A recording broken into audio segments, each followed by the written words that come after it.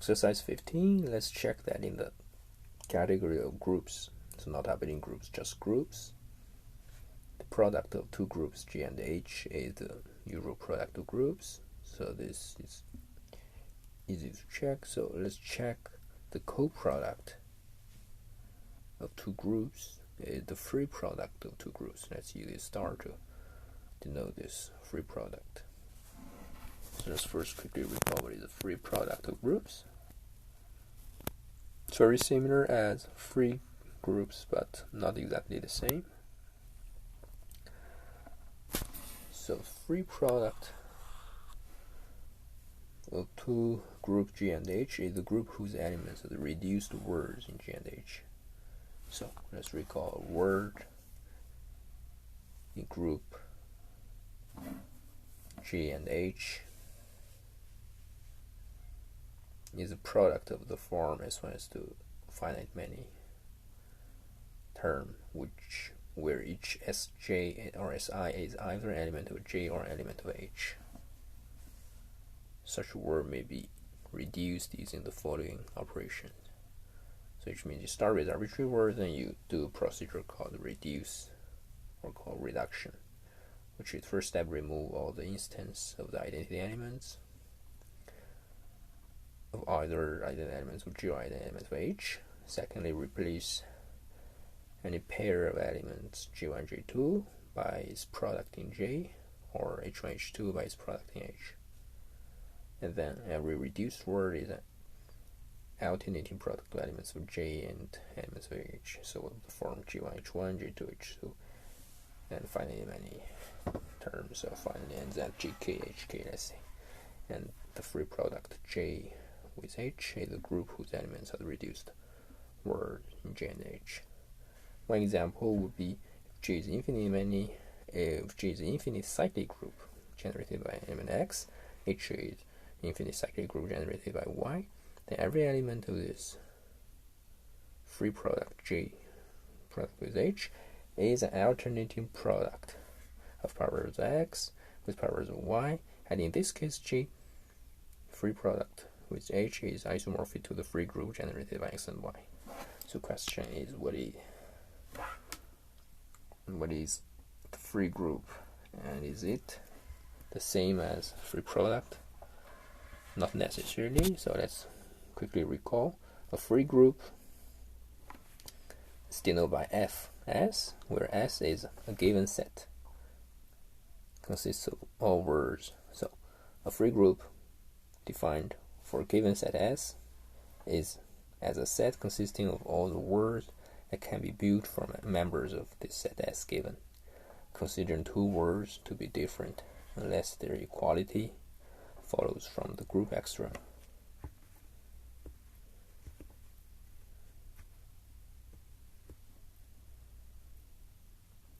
The members of S are called generators of Fs.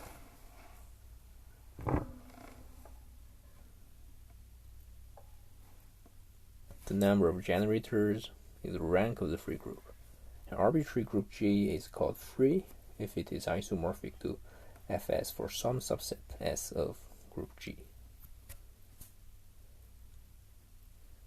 That is, if there is a subset S of G such that every element of G can be written in exactly one way as product of finitely many elements of S and their inverses.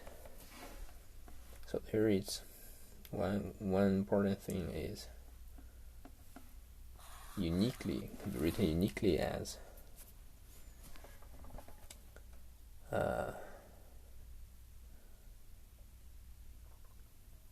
finitely many product of finitely many elements of this set.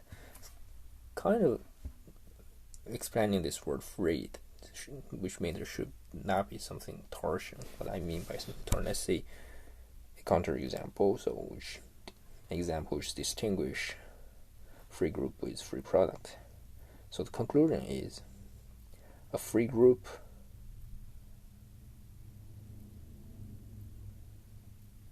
a free group is a free product, but a free product is not necessarily a free group. So it is written here. In general, a free group on given set S is a free product of the infinity cyclic groups generated by each member of S. Free product of not only two groups but infinitely many, possibly infinitely many. I'm fitting here, which means each member of S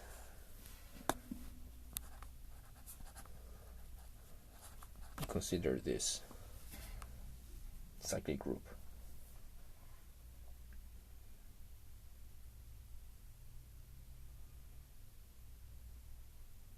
And then the free product of all this, maybe it's better to write S1, S2.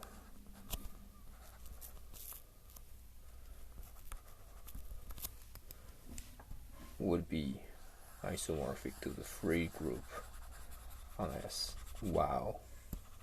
Conversely, if you have a free product of groups, it's not necessarily a free group. The counterexample is given here. So suppose J is torsion Z mod U, and H is torsion Z mod U. And then in this case, this expression is not unique, and so it's not a free group. Okay, so let's come back to our exercise here. So we want to check that this free product of groups is the coproduct in the category groups. Because this free product of groups is not necessarily abelian. So this is not the coproduct in the category abelian groups. But it's the coproduct in the category of groups. So we construct our map from J to J free product with H.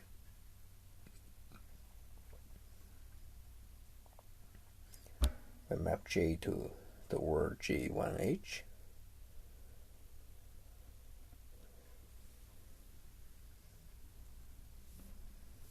Similarly for H, map to J free product H to 1J free, H. And then suppose you're given any group L with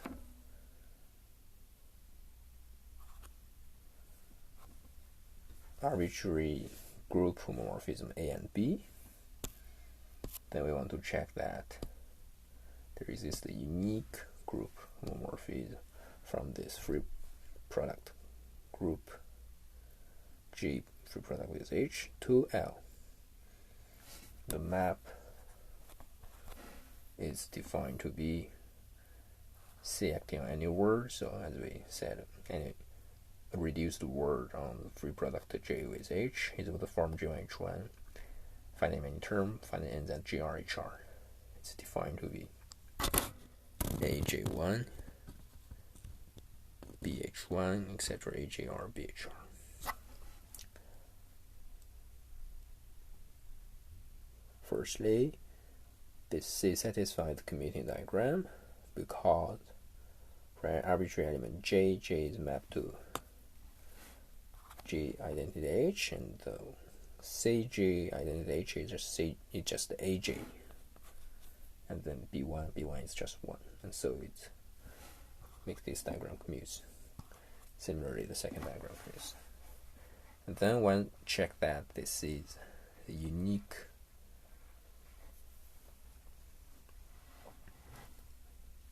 group homomorphism because this C's have to satisfy that. So simply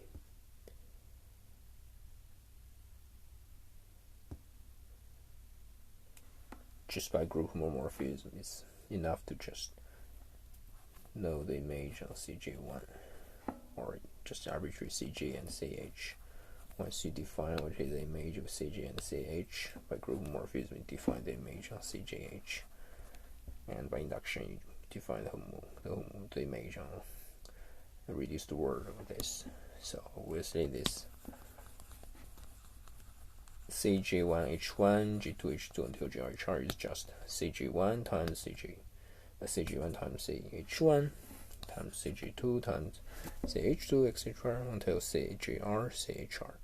And CG1 is AG1, CH1 is BH1. So finally, this is the unique homomorphism also. So this is a unique homomorphism. So this is the coproduct.